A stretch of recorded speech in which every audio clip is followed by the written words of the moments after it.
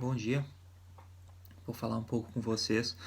sobre um suposto crime de estelionato acontecido, onde o acusado, o Mévio,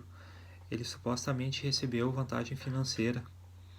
Uh, Ele recebeu de algumas pessoas um valor de dinheiro, iludindo essas pessoas que eles estariam celebrando um contrato de aquisição de um imóvel, sendo que esse imóvel nunca existiu, de acordo com a manifestação dos ofendidos, e que ele tinha se utilizado de alguns documentos adulterados. A alegação pessoal do Mévio é que não foi ele quem cometeu o fato, uma vez que não ocorreu flagrante, e a principal prova que tinha no processo era a manifestação dos ofendidos, somando isso a existência de alguns antecedentes que o Médio tinha do mesmo tipo penal.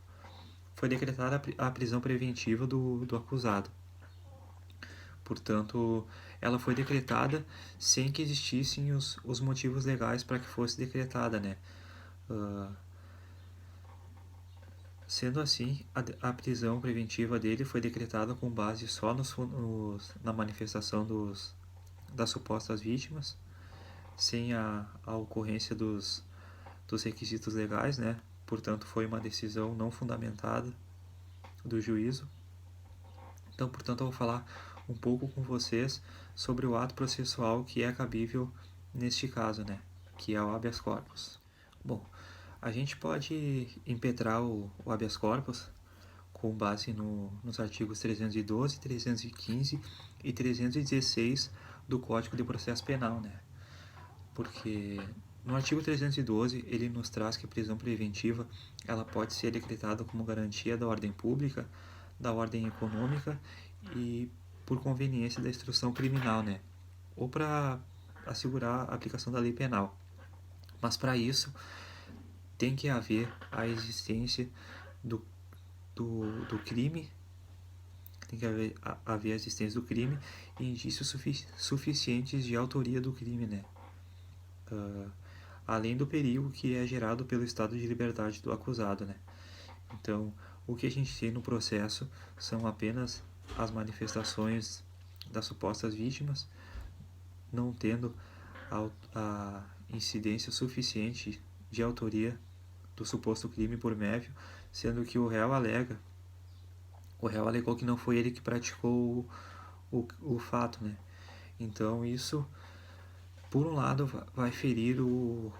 princípio da presunção de inocência, além também, de ferir A gente vai impetrar então o habeas corpus com base nos artigos 312, 315 e 316 do Código de Processo Penal, onde no artigo 312 ele nos traz que a prisão preventiva, ela só pode ser decretada como garantia da ordem pública, da ordem econômica e por conveniência da instrução processual, para assegurar a aplicação da lei penal. Então, só poderá ser decretada quando houver a prova da existência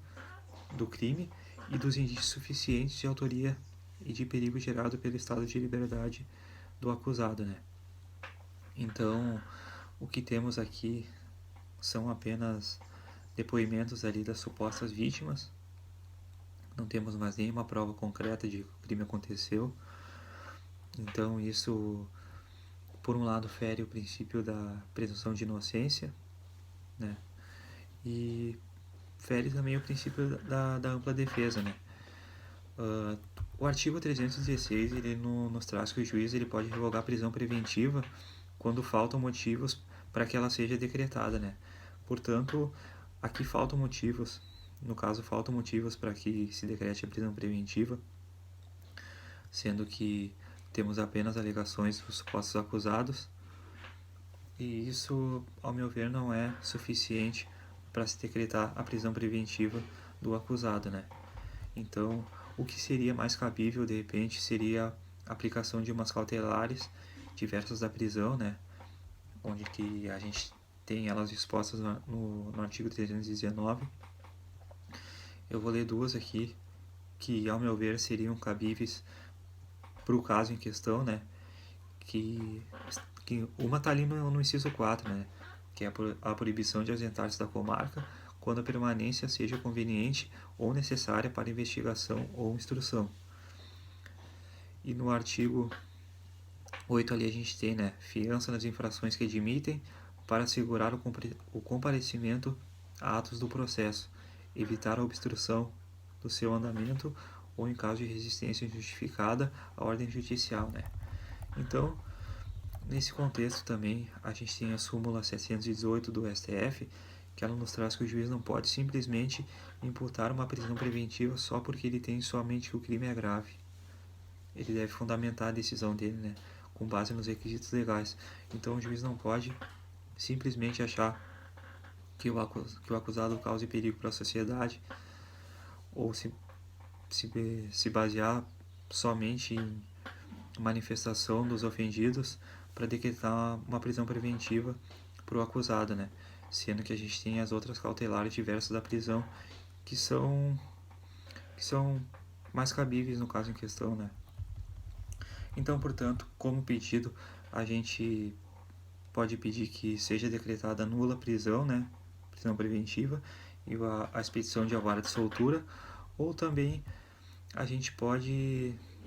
decretar que sejam deferidas algumas medidas cautelares diversas da prisão, né?